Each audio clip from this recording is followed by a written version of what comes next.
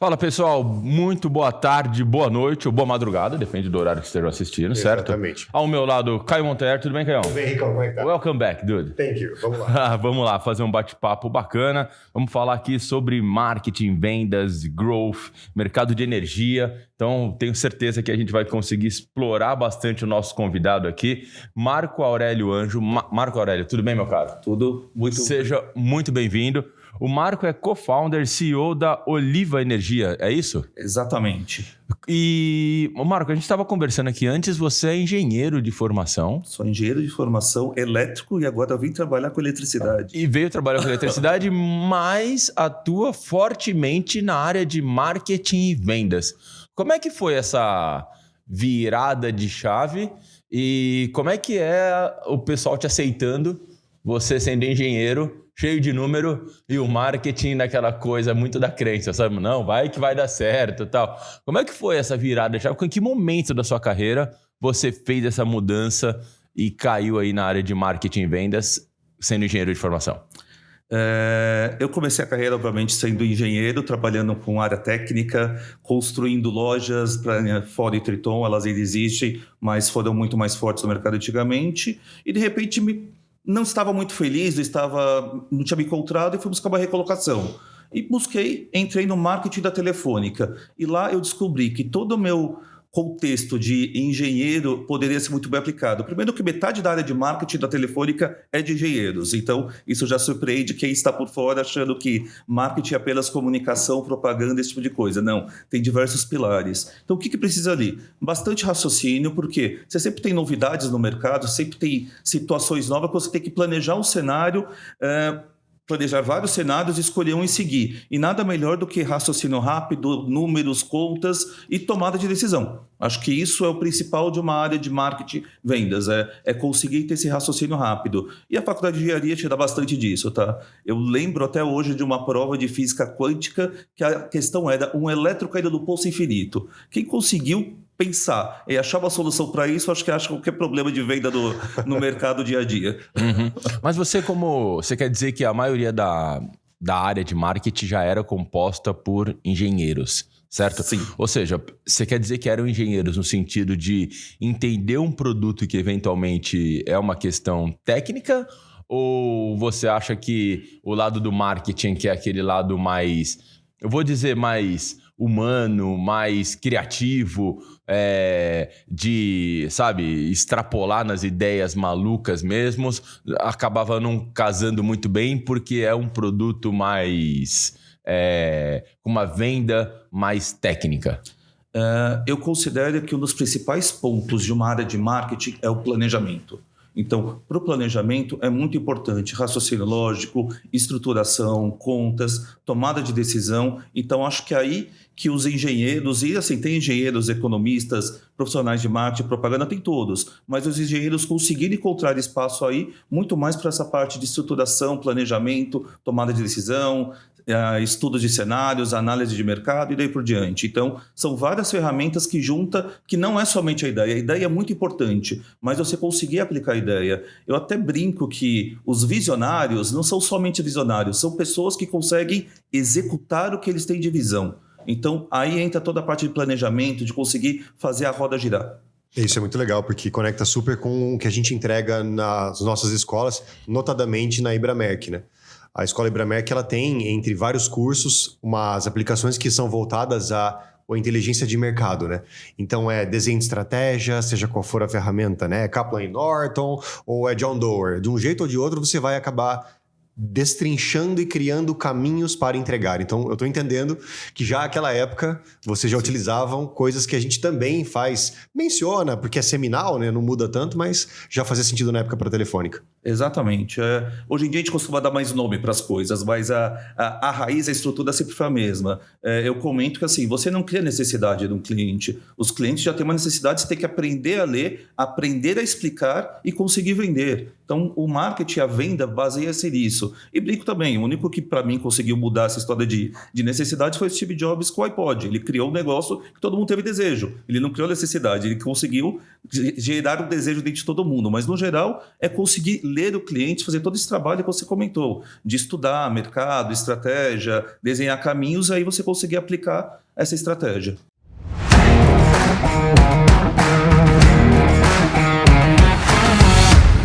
Caião, que é um cara estatístico, né, Caião? Eu sou economista de formação, mas eu vivo muito estatística. Economista de formação e trabalha hoje conosco na área educacional. Também, então, você tem um desafio grande ali de entender o aluno, sabe? Entender o lado do aluno, mas ter um lado de exatas muito forte, né, cara? Eu adoro uma planilhinha de Excel, né? Adoro um Excel e eu me reconheço muito no que o Marco falou agora, nesse aspecto de sai de um lugar com um skill set e vai para outro, onde aquele skill set também pode fazer sentido, né? Mais cedo a gente estava conversando e o Marco trouxe um exemplo muito bom, que é o Carioca em São Paulo. Como é que era essa história aí, Marco? Eu sempre trabalhei como interface de marketing e vendas, que a gente chama de desenvolvimento comercial, go-to-market, tem N nomes que dão para essa função. Então, quando você está dentro da área de vendas, te enxerga como marketing. Você está dentro do marketing, te enxerga como vendas. É igual o Carioca, que está em São Paulo, você olha para ele, é Carioca. Ele chega no Rio, eles chamam ele de Paulista. Então, ele acaba tendo uma identidade inversa dependendo da situação. Sim. Mas, no final, acaba sendo a mesma pessoa, mas que fala as duas línguas, que eu acho isso legal. Fabuloso. Entendi. E conta pra gente, você ficou na Telefônica, trabalhou lá, como é que foi a sua carreira depois disso? Você ficou quanto tempo? A Telefônica foi uma escola de marketing para mim. É uma empresa gigante, 20 mil funcionários aqui em São Paulo, mas eu acabei tendo a oportunidade de trabalhar nível mundial com a Telefônica. Então lá eu comecei sendo gerente de produto do Speed, não sei se vocês lembram do Speed. Lembro, claro. Larga. Fui assinante do Speed. Tinha um cara que era um super-herói, que era Super de verde. 15. Esse era o Super 15. Super 15, esse era o DDD, a longa distância 15. Tá certo. Mas trabalhei no Speed, fiquei 3 anos no Speed, depois eu fiz uma carreira que a gente chama de regional, tive prazer, oportunidade de fazer projeto no Peru, México, Colômbia, morando lá, conhecendo outras culturas, implementando novidades. Até cito uma interessante, o México não tinha telemarketing. Eles não acreditavam nisso. E a gente, vamos provar que isso é incremental de venda. Criamos uma estrutura, começamos a trabalhar com telemarketing e aumentamos 15% das vendas incrementais, coisa que não se vendia e conseguimos provar. É a troca de ferramenta, a troca de ideias que isso funciona. Voltei para o Brasil, fiquei mais uns 2 anos, aí mudei para uma empresa chamada FS, que hoje chama Exa, que era uma startup de segurança digital. Foi uma segunda escola que eu trabalhei muito com marketing digital. Em 2012 eu já falava de UX, UI, esse tipo de coisa, que ainda nem usava ainda esse conceito, mas depois entraram exatamente os nomes. E trabalhando mais no mercado B2C, foi a parte da minha vida que eu mais trabalhei com B2C. Uhum. Aí eu fui trabalhar na VR Benefícios, sendo também um desenvolvimento comercial, sendo o cara de segmentos, buscando como gerar mais valor no cliente. Aí fui trabalhar como consultor particular, consultor privado, fazer com empresas de mercado de luxo, TI, telecom de novo, até fundar a Oliva, junto com o meu sócio Gabriel, que a gente teve uma ideia de 20 anos que a gente já conversava e graças ao regulamento permitiu a gente criar essa empresa de varejo de energia no Brasil. Que legal. Inclusive, tô lembrando aqui na Telefônica, a Telefônica foi uma das primeiras empresas que apostou na gente, na live, quando a gente estava começando nos primeiros eventos. Eu me lembro inclusive, a nossa professora até hoje, o Valêncio Garcia. Sim. Eu conheci ele na Telefônica. Um abraço, Valêncio. O Messina, que era o chefe de marketing na área B2B, da unidade de negócios e conexão mas lá do Grupo Telefônica, foi uma grande parceira nossa por muitos anos, tal. Então foi bem legal. A gente está falando da Oliva. No mercado de energia, você falou que teve uma mudança da regulamentação. Qual foi essa mudança? E exatamente em que mercado que vocês atuam hoje? Como é que é a atuação de vocês dentro desse mercado de energia? Vamos lá. Eu trabalho com o Mercado Livre de Energia. Vou explicar rapidamente o que é o Mercado Livre de Energia. Porque as pessoas acham que vai o aplicativo do Mercado Livre. Uma caixa do Mercado Livre amarela na com energia. Com um raiozinho. E entrega rapidinho, né? Entrega energia na sua casa. É uma bateria. Não é esse. Mas vamos lá.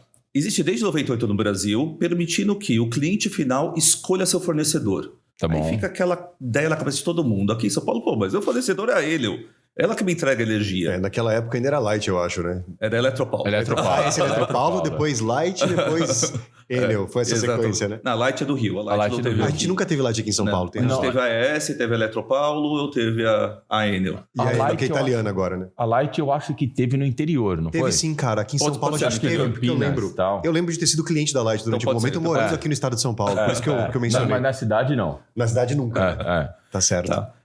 Mas continuando. Então, a gente fica com essa imagem que, mas a Enel é que me entrega energia. Sim, ela é sua distribuidora. Eu brinco que ela tem o papel do iFood. Ela pega, entrega, cobra e repassa a cadeia. Tá bom. Porque a sua conta de energia, se você pegar e olhar, e todo mundo pode fazer isso, já para começar a entender o que é esse mercado, você tem lá a cobrança da energia e a cobrança da TUSD, Tarifa de Uso do Sistema de Distribuição. Um nome bonito para falar fio. Tá bom. Então, você tem a cobrança do fio, que é todo o cabeamento que chega no seu estabelecimento, casa, seja o que for, que é a responsabilidade da Enel e quem gera energia. Sei lá, Itaipu, Itucuruí, solar, eólica, diversas empresas geram energia, tá? Não só as públicas como privadas. Então, você tem a cobrança das duas na sua conta. Quando você vai para o Mercado Livre, você divide esse contrato. Eu vou comprar minha energia do cara que eu vou negociar a energia, como a Olimp, e vou pagar para a Enel entregar essa energia. Como se fosse bateria. A gente joga energia numa bateria grande, no reservatório, a Enel vai pegar e vai te entregar. É basicamente isso. Então, quando você vai para o Mercado Livre, isso vai splitar. E começou em 98 com as grandes empresas, com quem tinha conta de 500 mil, 1 milhão de reais em energia. E foi descendo a régua. Em setembro de 2022, saiu uma portaria permitindo que todos os clientes em alta tensão possam ir para o Mercado Livre. Então, a gente está falando hoje de cliente, tem cliente de 5 mil reais que já está elegível para ir para o Mercado Livre. Tá? Então, é basicamente isso. É o tipo da instalação. Mas o que é alta tensão? Basicamente aquele cara tem cabine primária e que olhar na fatura dele ele vai estar escrito demanda, ele tem uma demanda contratada ou simplesmente grupo A de alta tensão e que todo mundo aqui está acostumado, nós somos grupo B. Em casa B1, aqui nos escritórios de baixo consumo B3, tá? Então, isso é a regra. Então, aí que a gente começou a trabalhar esse mercado. E o que é esse mercado hoje? É o varejo. Quem pode ir nessa regra que saiu dessa portaria, quem pode ir para o Mercado Livre são empresas agora a gente chama de média tensão, mas através de um agente varejista. Tá bom. Foi daí que juntou a fome com a vontade de comer. O Gabriel, que já trabalhava com energia, que trabalhava com varejo, a gente está falando disso. Esse cliente precisa agora dessa atenção. E começamos e estamos super felizes nesse caminho. Tá, mas não é qualquer pessoa, então, que pode ir no mercado. Eu não posso abrir minha conta de energia aqui, eu não posso ir, por exemplo. Não, você está escrito B1 aí, eu tenho certeza. B1 em algum... tá aqui, ó. Convencional B1. Exatamente. Então eu não posso ir, tem que ser ainda não, você abaixa a tensão. O Entendi. critério também pode estar associado a megawatt, certo? Se eu tô, sei lá, meio megawatt até 3 megawatt, acima de 5 megawatt, eu tinha lido um pouco sobre isso. Você consegue fazer uma analogia, mas a principal regra é esta qualificação que você contratou. Imagina que você contratou para sua casa, vou falar de internet, tá? Eu contratei aquele antigo ADSL, cabo, ou eu fui para fibra. Então, vamos dizer que é só o cara que está na fibra que consegue ir para o Mercado Livre. Entendi. O cara que tem a solução mais simples ainda não consegue. Perfeito. Entendi. Hoje, mas o regulamento, existe uma consulta pública para que 2026 abra para todo o B2B, e 2028 para qualquer tipo de público. Inclusive mas ainda CPF? são consultas públicas, CPF, com certeza. Mas são consultas públicas, tudo depende de aprovação do Senado, de todos os players colocar seus pontos prós e contras para ser analisado e aí sim ser aprovado ou não. Ô Marco, tem alguma coisa de infraestrutura que deveria ser diferente do estado atual para que 28 dê certo, dessa natureza de CPFs? Infraestrutura não, mas de processo bastante ainda. Tá. Porque quando a gente fala hoje, eu estou falando que abriu o mercado de 200, 250 mil empresas. Então é algo que as distribuidoras que fazem parte do mercado estão preparadas para receber esse comunicado, fazer essa mudança do cara do convencional para o livre e daí por diante. Quando você fala de 90 milhões de instalações, eu preciso ter processos muito mais robustos, preciso ter sistemas para isso. Então, eu acredito que a gente ainda tem uma evolução, não vai ser simples a virada de chave, e para mim está indo no caminho certo. Começou com as grandes, aprendendo como fazer, agora abriu a média, que as empresas estão começando a se adaptar, criando mais processos, algumas concessionárias já colocam nas contas os detalhes para o cara virar livre, então qual que é a data dele de denúncia e daí por diante, e a gente está começando a trabalhar. Então, vamos trabalhar um pouco esse mercado para deixar um pouco mais robusto com processos e sistemas. A gente vai para o mercado de todas as empresas, a gente está falando de mais, sei lá, 10, 15 milhões de instalações, para depois ir para os 90. Acho que o caminho está certinho. Legal. Entendi. E você indo para o mercado livre de energia, a principal vantagem é custo? Sim, a principal benefício é uma redução hoje de cerca de 30% no custo da energia. Tá. Então, pega uma empresa média, sei lá, de 50 mil de conta, ele está economizando 15 mil por mês. Da última linha dele, do DRE, ele vê lá do lucro líquido, aumentou 15 mil. É lindo. Sim, sim. Então você está falando ali que você tem uma redução direta de custo. Qual que é a vantagem no aspecto de sustentabilidade? Porque a gente vê uma preocupação muito grande das empresas em gerar cada vez mais energia limpa, né? A gente vê, sei lá, data centers aí que tem uma preocupação em usar energia solar, energia eólica, que são consideradas energias mais limpas eventualmente. Esse é um aspecto importante também? Super importante. O que acontece no Mercado Livre agora? Você escolhe do seu fornecedor que tipo de energia você quer comprar. Você pode comprar uma energia normal, mas pode comprar uma energia 100% limpa. A Olivia decidiu trabalhar com energia 100% limpa. Tá. Então, eu vou entregar para você energia 100% limpa. Obviamente, eu não vou chegar na sua tomada com energia. Eu vou jogar a sua parcela do seu consumo dentro lá do balde de consumo a sua energia limpa. Então, você vai estar, eu estou fazendo a minha parte. Uhum. E o que seria esta energia 100% limpa? Quando você entra em regras de você ser uma empresa sustentável, não sei se você conhece aquela do escopo 1, escopo 2, Sim. escopo 3. O escopo 1 é ela ter a atividade dela, o escopo 2 é energia. Uhum. Então, você tem que comprar energia 100% limpa. Nós vamos vender energia 100% limpa e entregar uma certificação global chamada IREC para você ter esse seu selo de energia limpa. Então, a empresa que hoje está buscando ser sustentável, este é um excelente caminho. Você vai gerar economia, você não tem trabalho, não tem instalação nenhuma, não tem investimento nenhum, você vai ter mudanças contratuais, então você tem que fazer contrato, obviamente você está tendo um novo fornecedor, então você tem que fazer toda a regulamentação junto com ele e vai receber seu selo IREC, a gente entrega esse selo IREC para o cliente. Assim, você está cumprindo 100% do seu escopo 2. O escopo 1 vai ser você, o escopo 3 são de outras empresas que você utiliza. Uhum. E como é que e quais são as matrizes de energia que são consideradas 100% limpas? Energia hidrelétrica, energia eólica, energia solar, a biomassa. A biomassa é uma energia muito interessante. Você pega, por exemplo, os lixões que geram gases e dali você está gerando energia. Então, você está reciclando lixo. Então, essas são energias. No mercado, quando a gente fala do atacado de compra de energia, a gente fala energia incentivada. Tem energia incentivada a 50%, que a gente fala que é a I5. Energia incentivada a 100%, que é a I1. E o que é mais legal dessa energia? Você vai ter desconto na tarifa do fio. Lembra aquela tarifa que eu falei que a Enel te entrega? Uhum. Então, isso ajuda a reduzir a sua conta. Por isso que você chega a 30%, alguns casos a 40% já. Eu fiz casos já de 45% de economia.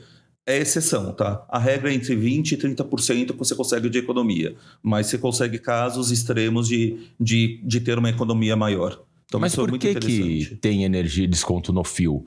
Porque tem um processo de transmissão diferente de uma energia limpa para uma energia... imposto que, no fim, está sendo repassado? É o famoso fazer a roda girar, tá? Então, o governo incentiva a energia, incentiva com desconto no fio, incentiva você investir em usinas que gerem isso, para você ter essa mudança de origem. Sair da queima de carvão, queima de óleo, da energia nuclear e daí por diante. Então, o governo está incentivando, então ele põe esse incentivo, ele repassa para a dona do fio. Não é que a dona do fio está bancando. Então, o governo está pagando isso para quê? Para te ter mais fontes renováveis. Então, sim, o governo atua bem nisso. Tá? E o Mercado Livre ajudou a crescer muito. Se você olhar o investimento que veio em energia no Brasil nos últimos anos, está muito impulsionado pelo Mercado Livre de energia. E o outro número interessante, 41% da energia consumida no país está no Mercado Livre. Nossa, isso já é o caso. Já é real. Você falou agora sobre a questão da energia nuclear e seria legal a gente desambiguar isso, né? É limpa ou não é limpa? Ela é uma energia perigosa, né? Não, assim, você trabalha com água que bate lá, que vai fazer girar os negócios, mas como a fonte dela é uma fonte perigosa, ela não é incentivada. Tá. Ela não entra nesse critério. Incentivado o que eu posso fazer para ser rapidamente renovável. Legal. Entendi. E essas energias que são consideradas limpas, a gente fala da energia eólica, energia hidrelétrica, energia solar e tal. Você consegue me falar qual que é a representatividade dela de geração no Brasil hoje entre energia limpa e energia, digamos assim, não limpa? Sabatina, né? Sabatinando, aproveitando. Esse número ele é flexível, ele muda, por quê? Eu tenho hoje a ONS, que é o Operador Nacional do Sistema, que controla, eu brinco que ele orquestra a energia no Brasil. Ele está controlando as gerações e a distribuição. O que acontece? Tem energias que eu não controlo a origem, não controlo a fonte. A eólica solar, depende do sol, depende do vento. E eu não tenho esse poder de controlar isso. Uma hidrelétrica eu tenho. Eu fecho comporta, abro comporta, porque eu já fiz o reservatório. Não consegue estocar vento, é isso? Não consigo. é normal entrarmos nisso. Mas assim, então ele está orquestrando. Entendi. O que acontece? Uma vez que você liga uma usina, você não fica ligando e desligando. Então as usinas não limpas, vamos dizer assim, elas têm que ficar ligadas. Se eu precisar ligar elas de novo, eu vou levar um bom tempo para botar ela em marcha. Então, sempre tem uma parcela dessas usinas funcionando e eu vou movimentando conforme as outras gerações. Então, vai ter um mínimo, sei lá, 5, 10% de energia, vamos pôr entre aspas, suja, tá? Não é suja, mas ela não é tão limpa quanto a outra. E, às vezes, ela tem que ser mais ligada. Teve há pouco tempo, sei lá, em Manaus, estava ruim. Eles precisaram ligar mais as termoelétricas. Você pode ver, tá? Quando fala, precisou acionar a termoelétrica, porque as outras gerações não estavam dando conta. E eu pensa num negócio que é instantâneo. De repente, mudou todo o consumo agora no Brasil. Eu estava lendo uma matéria agora que aumentou em 10% o consumo nesse mês, porque a gente ficou num calor fora de época. Então, todo mundo começou a consumir mais. Então, tem lá o cara orquestrando e falando, bota mais carga aqui porque tá puxando. E aí tem outro problema também, que é distribuição. Então, assim, hoje eu acho que o nosso maior problema não é geração, é distribuição. Tanto as linhas de transmissões quanto os cabos passados dentro das cidades, Entendi. Dado que a gente começou uma sabatina, nem estava no nosso escopo aqui. Vambora. Então, você pode falar assim, não vou responder, a gente vai editar e o pessoal nunca vai saber. Ou se você responder, eles vão ouvir esse trecho e falar que legal, não editou-se. Apagão energético. Você está falando agora que o problema não é tanto geração e sim distribuição.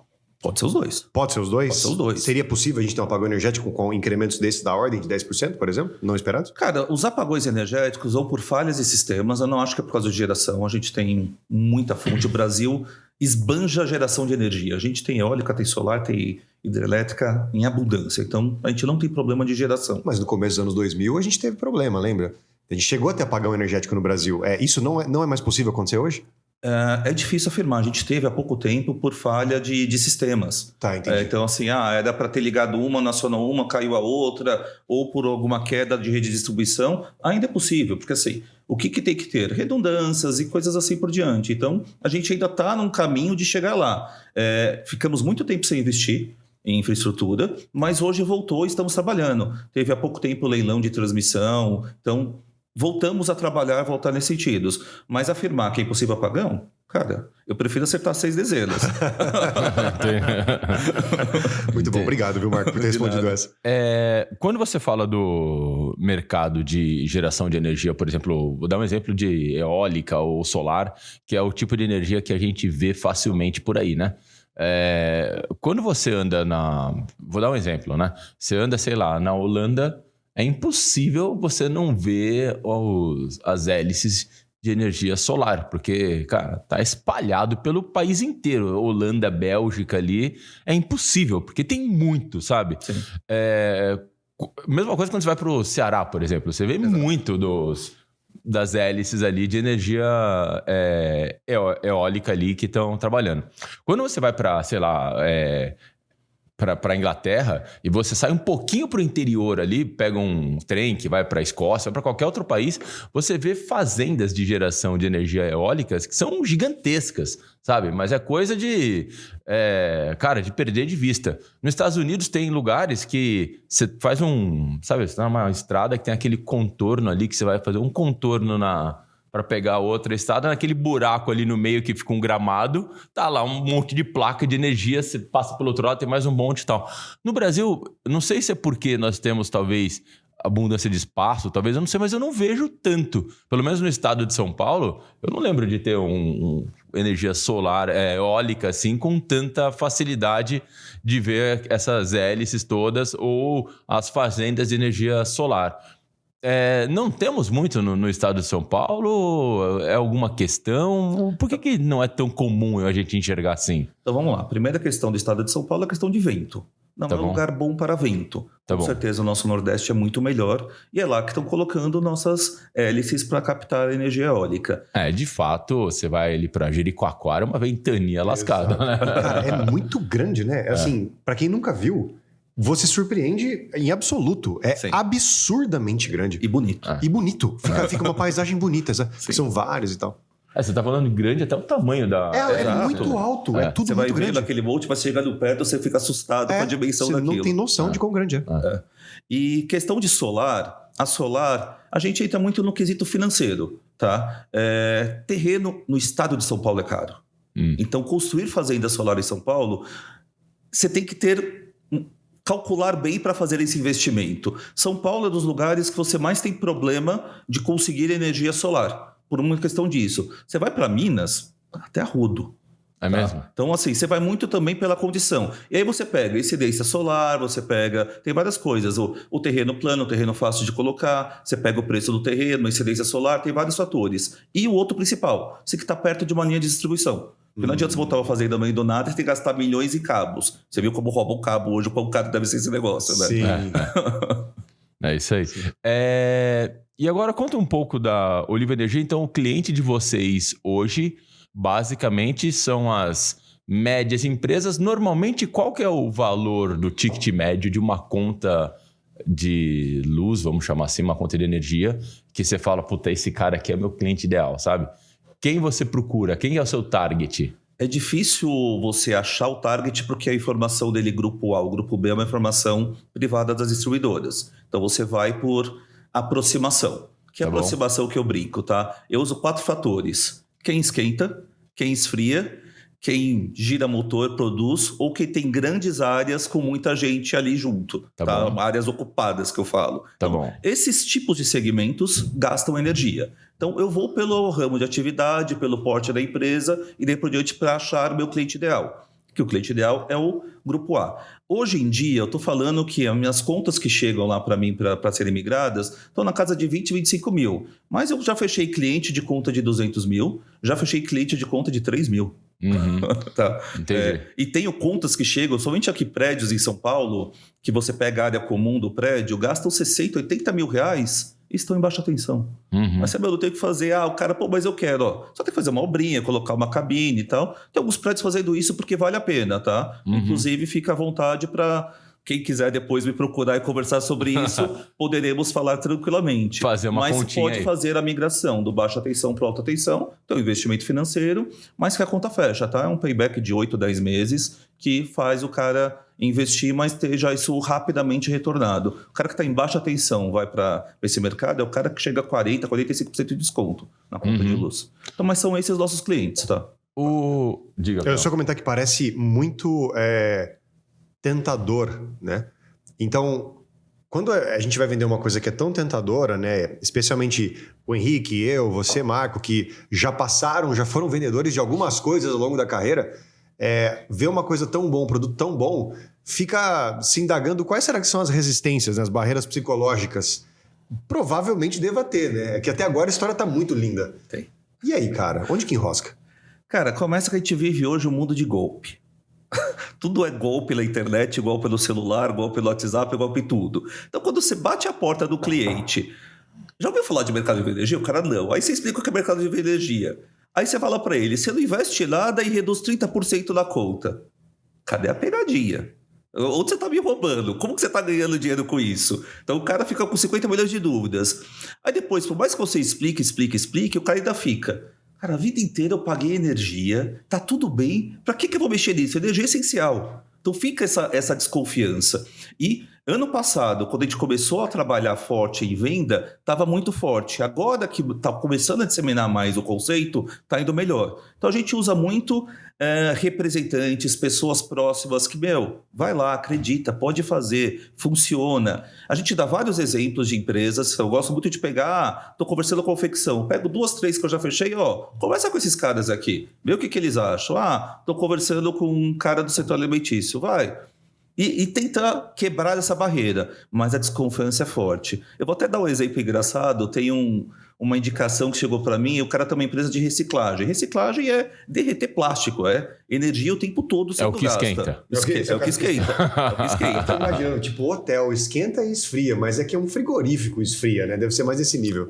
O campeão disso é padaria. Padaria esquenta muito. Esquenta, esfria, roda, tem gente, ar-condicionado, 24/7. Ela é todos os 4 critérios. Todos. Então você que é dono de padaria, conhece alguém que tem padaria, procura a Oliva Energia. Mas continuando. Então esse cara, ele tem uma empresa de reciclagem. Ele tem uma conta de 40, 50 mil por mês. E é o principal custo dele, a energia. Então é ali que ele vai fazer a diferença do lucro dele. E ele super desconfiado, já mostrei, já apresentei outras empresas de reciclagem que já migraram, tão feliz. E a última dele agora foi: eu tenho um sobrinho que é físico nuclear, eu preciso conversar com ele para ver o que ele acha. Eu ponho a mão na cabeça e falei: meu Deus, não é possível. Esse cara tá perdendo. E eu faço a conta para ele: comigo, eu fiz uma conta aqui rápida, você já perdeu 150 mil no ano. Aí ele fica assustado, mas ele não vira. Que maluco, cara. Quando você...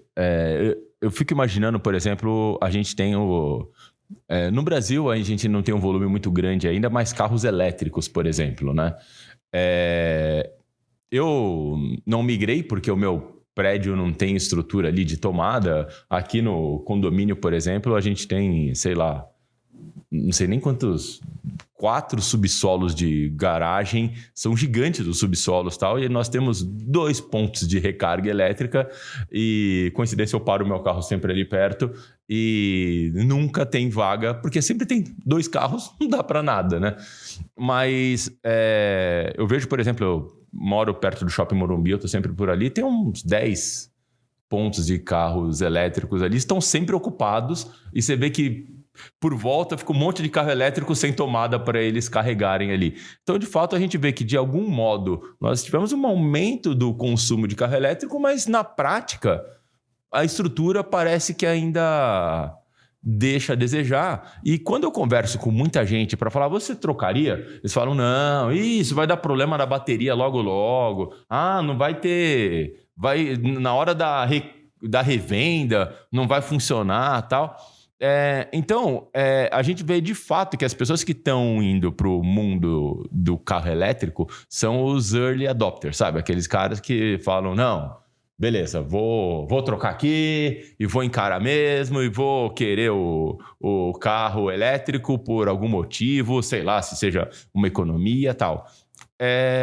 Hoje, o principal cliente ideal para vocês são os caras que já estão no mercado, já foram para o Mercado Livre e de alguma forma estão buscando você para fazer um benchmarking para uma economia. Pô, eu pagava 50, já reduzi aqui para 35. Será que eu conversando com o pessoal da Oliva ali, eu não consigo uns 32, não consigo reduzir um pouco mais?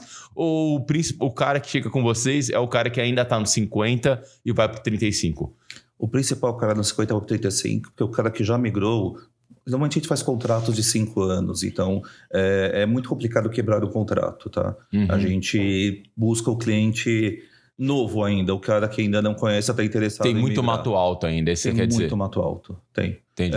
Desses 250 mil que eu falei, se tem 30, 40 mil migrado, deve ter uns 40 mil migrados, então a gente tem mais de 200 mil para conversar ainda e fazer essa migração. Tem muita gente esperando rodar essa primeira onda da portaria que saiu em 22, para agora que rodou, já tem um ano, deixa eu ir. Porque foi o que eu te falei, aquela história do...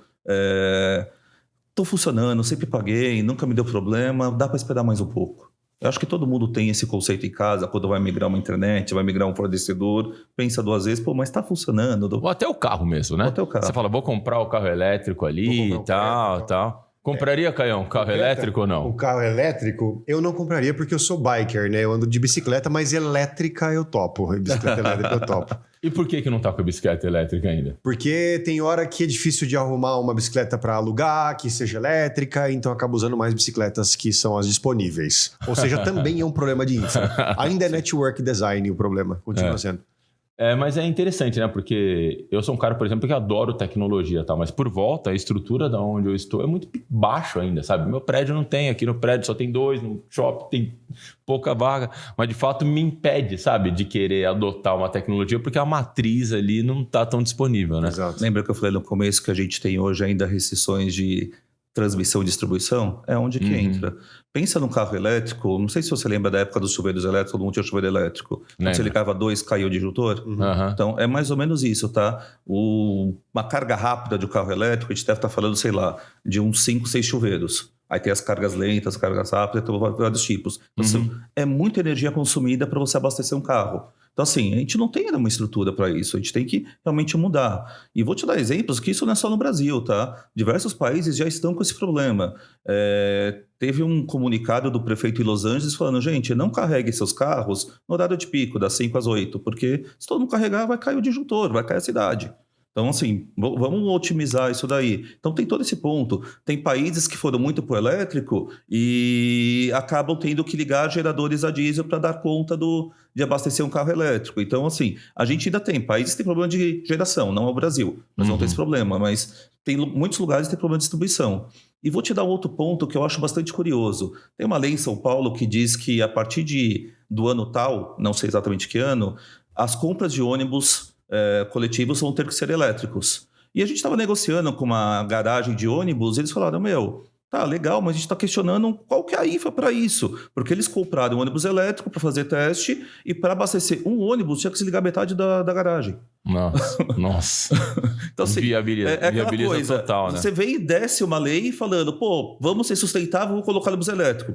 Cara, eu sou super a favor do elétrico, mas tem diversos âmbitos para a gente estar preparado para ter uma frota elétrica. Então, não é só descer uma lei e falar, agora você tem que usar elétrico. Recentemente, coisa de 1 mês, 2 meses atrás, eu fui para Miami e aluguei um Tesla, né? Eu já tinha andado de Tesla em outros lugares, eu sempre que posso, gosto de alugar o Tesla, acho super legal, a tecnologia, o autopilot lá, eu acho super divertido.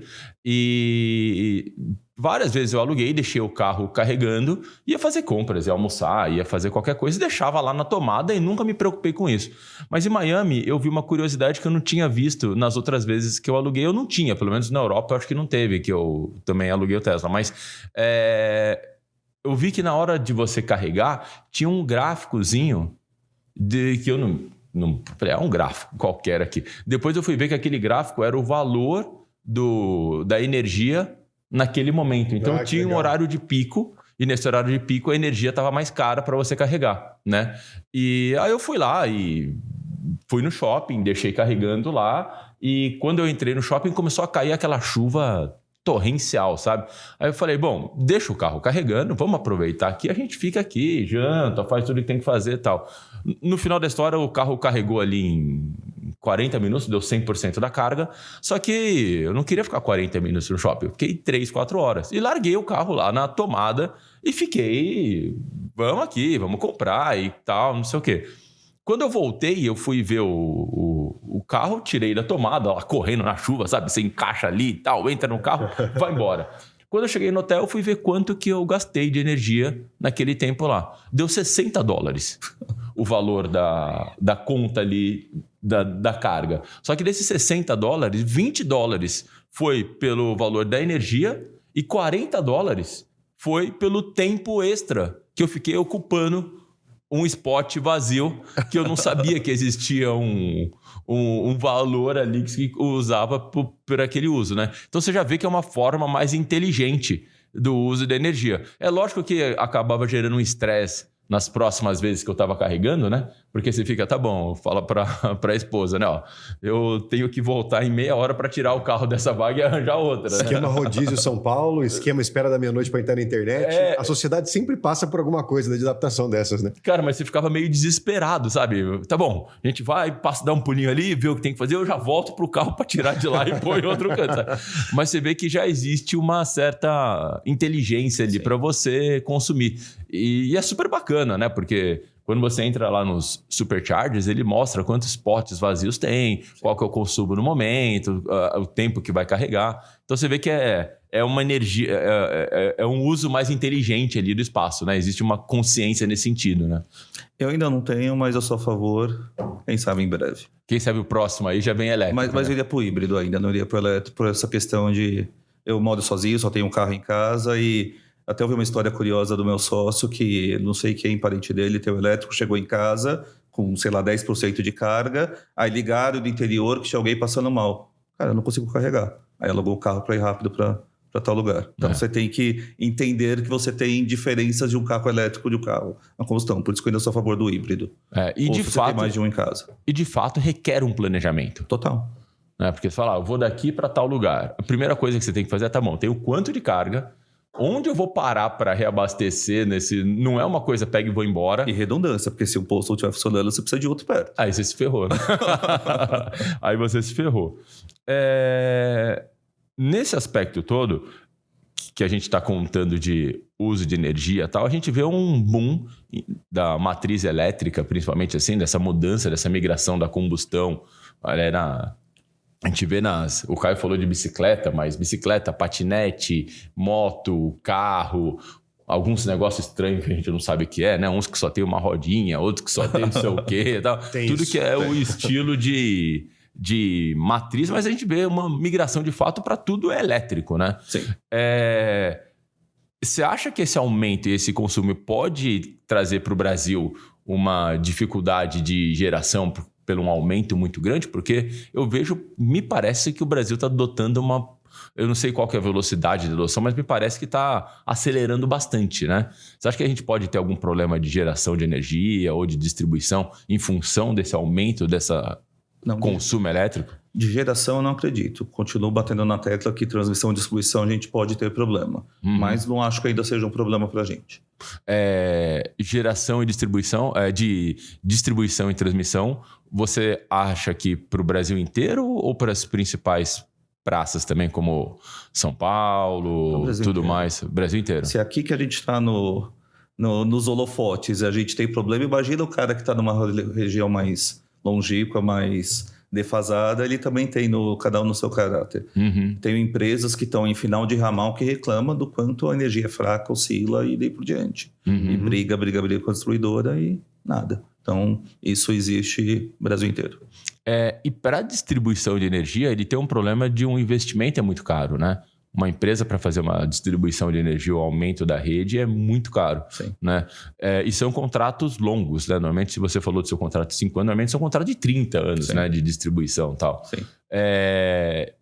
Esse é um problema pela certeza, pela dificuldade política do Brasil, porque 30 anos, fazer um investimento no Brasil num contrato de 30 anos, você pode ali trazer certa insegurança, sabe? Dá aquele medinho, né? Você fala, poxa, sei lá como é que vai ser... inflação, um governo, cenário econômico, e a gente falar de 30 anos, leis que podem mudar a qualquer momento. Como é que você vê esse aspecto? Eu acho que não. Até a gente teve, sei lá, 2 meses um leilão de transmissão, tiveram vários players lá, tiveram alguns arrematando. Acho que é muito mais... O tema ficou muito tempo parado, tá? E acho que agora estão retomando. Então, acho que é uma questão de recuperar o tempo perdido. Entendi. Então, é a questão de... eu, por exemplo, invisto no setor de energia, sabe? Eu gosto de comprar ações de empresa do setor de energia em vários aspectos, né? Mas é um setor que, de fato, eu aposto e eu vejo muita oportunidade no Brasil. Né? A gente vê cidades com potenciais ainda gigantescos de crescimento em taxas interessantes. E energia é um dos principais... Consumo só aumentar. Cada vez mais você tem equipamentos elétricos e carros e motos e tudo elétrico, então o consumo só tende a aumentar. Então eu estou num bom setor ainda, continuo botando lá umas açõezinhas. Não sou da área de investimentos, mas acredito que sim. Vai comprar, Caio, umas açõezinhas ou não? Eu acho que sim, mas vai depender da pergunta que eu vou fazer agora e da sua resposta, que é, tudo bem, então tem tanto o setor público quanto privado, deve ter um pouco de joint ventures, deve ter parceria de instituições que criam aparatos para que a gente consiga tanto promoção de sustentabilidade quanto um mercado de energia livre que seja arrazoado, né? Eu queria saber alguma iniciativa específica, até para eu ter mais coragem de investir então no mercado, que você possa contar para nós, ou parcerias que impulsionam essa evolução real nas empresas. Tanto para a via de redução de custo, quanto sustentabilidade.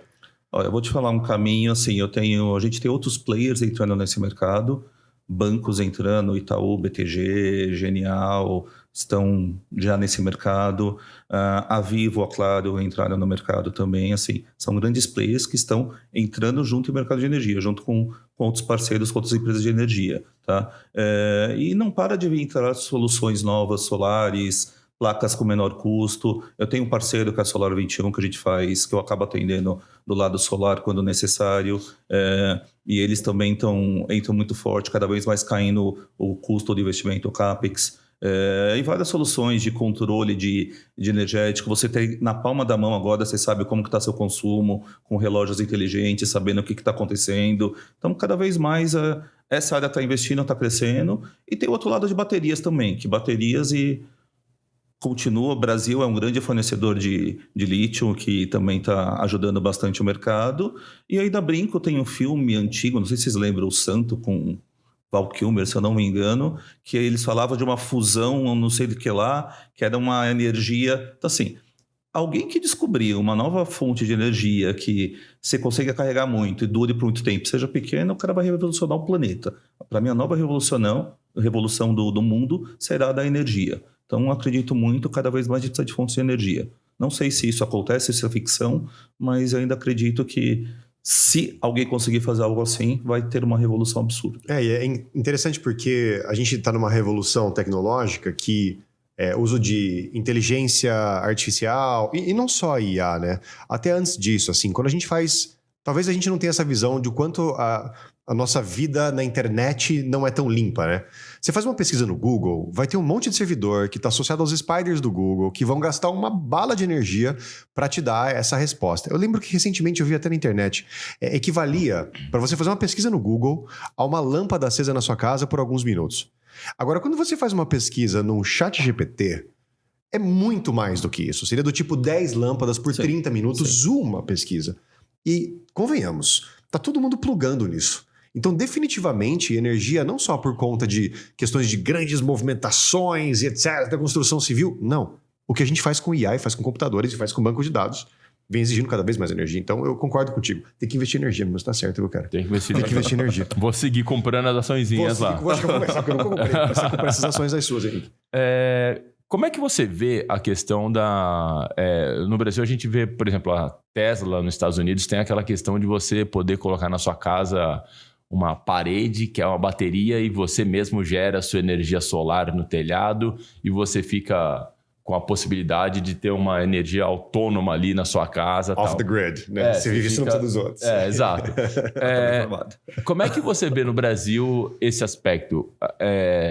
Acontece pouco, o mercado está crescendo, não deve crescer. Como é que você vê esse aspecto? Cara, acontece, a gente, assim, eu tenho deparado com muito solar, muitas empresas, eu falo só com empresas hoje que foi para o solar, estão indo para o solar, ainda gostam muito, vai muito da sua capacidade. No âmbito residencial, eu acho bem válido, tá? Você colocar as placas e pode você colocar um conjunto de baterias para você ser... Aí pode ser zero grid ou off grid, você pode escolher que tipo de solução para você ser um pouco mais autônomo, tá? Acho interessante, estão fazendo...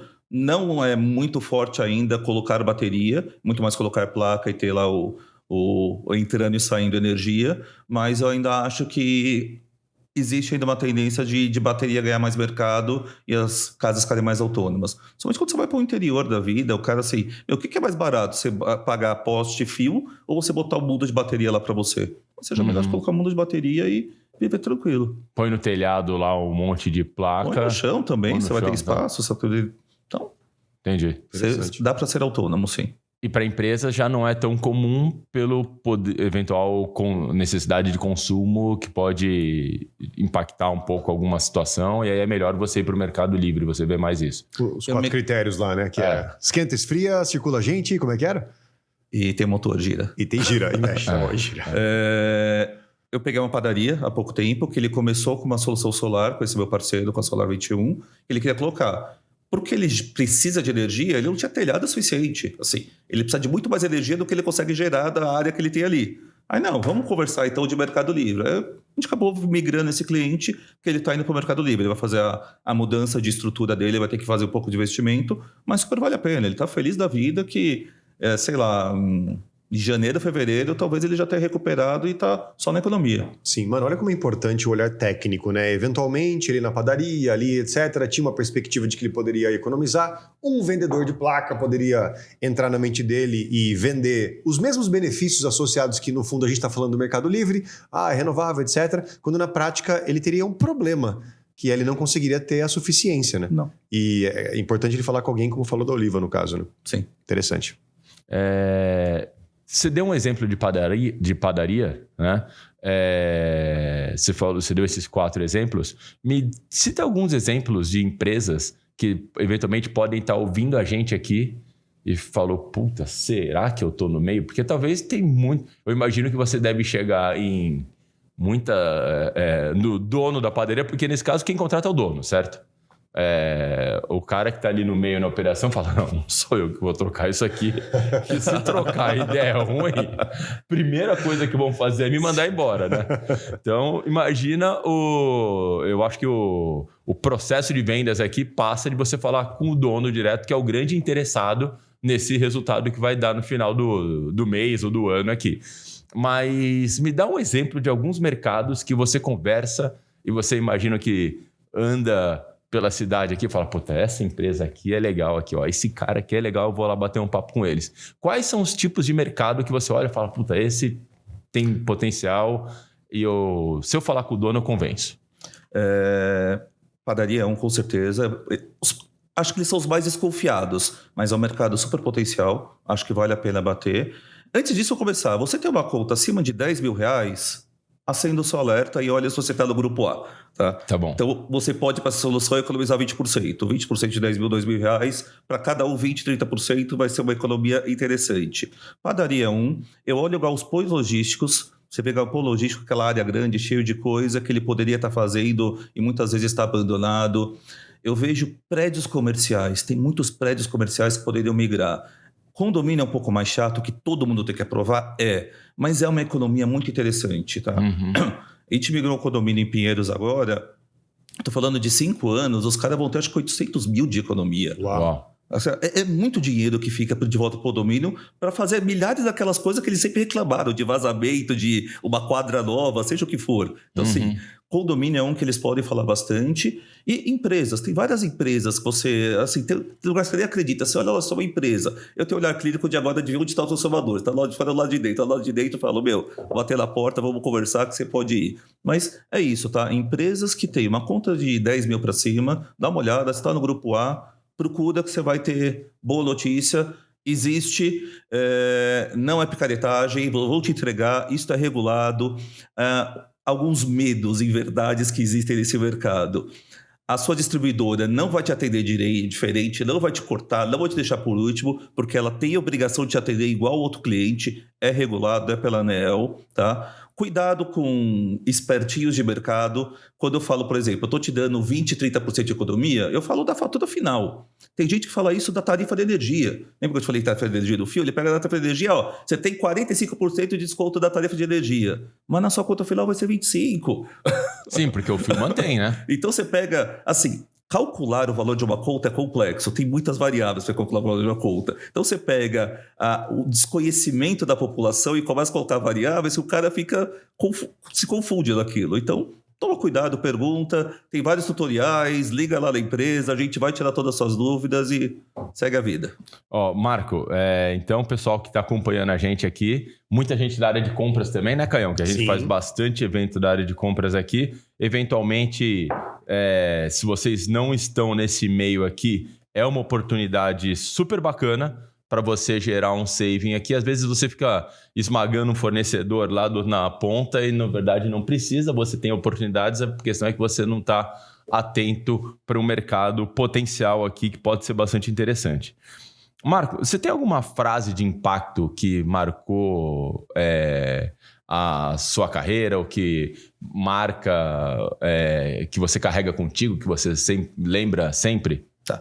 Antes da frase, eu vou complementar o que você estava falando antes. Não esqueça do ESG. Muitas empresas hoje têm milhares de obrigações. Você tem que gerar receita, tem que cuidar dos funcionários, tem que brigar com o fornecedor. Você vai colocar ESG de um jeito simples e com redução de custo. Então, o cara de compra está lá, tá querendo levantar a bandeira da ESG? Pega para ele e vai lá na frente que ele vai conseguir. Legal. Voltando da frase de impacto. Como um bom engenheiro, para mim, sem números não tem gestão. Sem números não tem gestão. E um conselho que você recebeu que você carrega contigo até hoje? Emoção não conversa com a razão.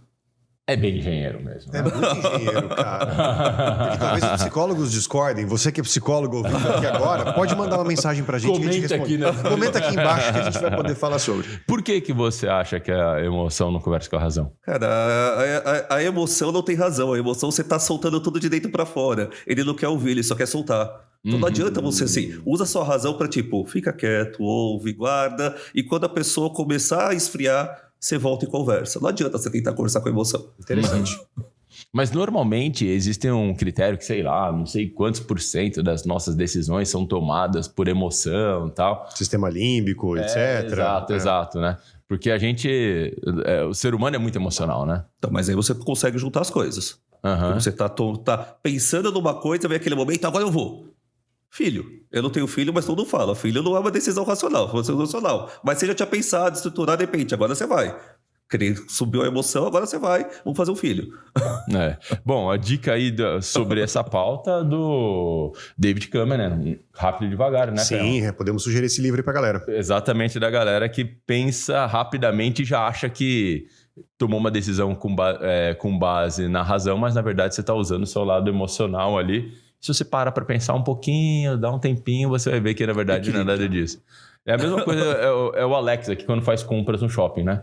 Ele vê o preço, aí ele fala que dá uma volta no shopping antes de comprar.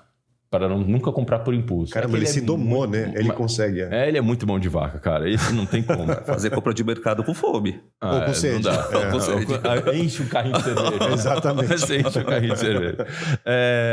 Caião, manda você. Sim, eu queria saber, na sua visão, Marco, uma competência que você acha que todos deveriam dominar e estão nos ouvindo agora para eles poderem levar para casa. Cara, é uma competência difícil de dominar, mas acho que você tem que estar sempre atento. Aprender a se colocar no lugar do outro, a questão da empatia. Eu tento fazer, eu não sou expert nisso, eu não faço isso sempre, mas eu acho muito importante. Quando você volta para aquele momento da razão, acabou a emoção, para um pouquinho, pensa, se põe no lugar dele, por que ele estava falando aquilo? Por que ele estava defendendo essa situação? Aprende a fazer um pouco de sentar do lado de lá e olhar para o outro ângulo. Sim. É interessante que essas duas últimas respostas que você deu, elas servem tanto para quem está na linha de frente lidando com o cliente, como quem está internamente, né? Que pode descobrir espaços para co-construir de maneira mais eficaz. Eu tenho só mais uma, depois a última não é minha com o Henrique, que é... Eu queria ouvir de ti alguma coisa que ao longo da sua carreira você achava que era verdade, mas depois, por conta de ter temperança, mudou de opinião. Isso veio de psicólogo, das análises que eu faço e daí por diante. Não esperar demais das pessoas. Fazer porque você quer, porque você acredita, pelo bem que aquilo vai trazer, não esperando que alguém te devolva. Mas no final o universo vai te devolver. O universo ou devolve para você ou devolve para outras pessoas, mas é fazer aquilo mais... se entregar, fazer de coração e fazer porque você quer, tá? Não ficar esperando, gerando expectativas. Então, em algum momento você tinha expectativas e você percebeu que vale mais a pena ir por esse caminho aí. Não, sempre temos expectativas. A gente pensa, isso não morre, a gente sempre fica esperando. Mas na hora que você decide fazer, faz porque você quer. Tá? Não fica, vou fazer porque eu quero agradar fulano e depois fulano vai voltar aqui, não. Cara, se ele agradar, ótimo, você tem essa expectativa, mas estou fazendo porque eu quero. Justo. Muito legal, concordo plenamente com essa visão. E a Ju separou um presente para você, a Ju e a Pamela, vamos ver o que elas separaram aqui. Enquanto isso, eu queria que você pensasse numa música para a gente colocar aqui. Trouxe uma garrafinha, ela esquenta e esfria. Ela esquenta e esfria. Esquenta e esfria, você coloca para ela já na Se deixar um café vai ficar quentinho, se ficar uma água gelada vai permanecer aqui. Dá para esconder outros líquidos dentro? Dá. Isso que a gente está bebendo não é água a propósito, só para você saber. Muito obrigado. Marco, obrigado, meninas. Dá uma dica de uma música para eu colocar aqui na nossa playlist para a gente curtir nos intervalos de aula e a gente lembrar desse nosso bate-papo? Eu sou uma pessoa super eclética com música, mas uma que vem na cabeça para esse momento, acho que funciona bem, é Vou Deixar do Skank. Vou Deixar do Skank. Aqui. Essa daqui. Essa daí. Então vou salvar aqui, pausar ela aqui para o YouTube não reclamar da gente. E vou salvar na nossa playlist. Se tocar playlist. mais do que 15 segundos, já derruba o vídeo. Derruba o vídeo. Tira a monetização. É isso. Marco, obrigado pelo nosso bate-papo, meu caro. Eu que agradeço, foi um prazer. Quem quiser entrar em contato com você para bater um papo, entender o mercado, entender se faz sentido para eles, o encontra onde, meu caro? Me encontra no LinkedIn, Marco Aurélio Anjos, ou pode procurar direto a empresa, olivaenergia.com.br ou olimpenergia.com.br. Como eu disse, a gente está numa transição de marca. A Olimp vai continuar a empresa do atacado e a Oliva vai ser a empresa do varejo. Então, sabe aqui, a Ju vai colocar pra gente aqui embaixo na descrição do vídeo o site, vai colocar aqui o seu perfil do LinkedIn. Tem também, né, Caião? Tá no LinkedIn também, Caião? Caio Montanher? Sim, só me procurar como Caio Montanher aqui, sempre conectado à universidade. Eu também, Henrique Gasperoni. A galera que quiser bater um papo contigo, pessoal, corta aqui pro meio. Forte abraço e até a próxima. Valeu!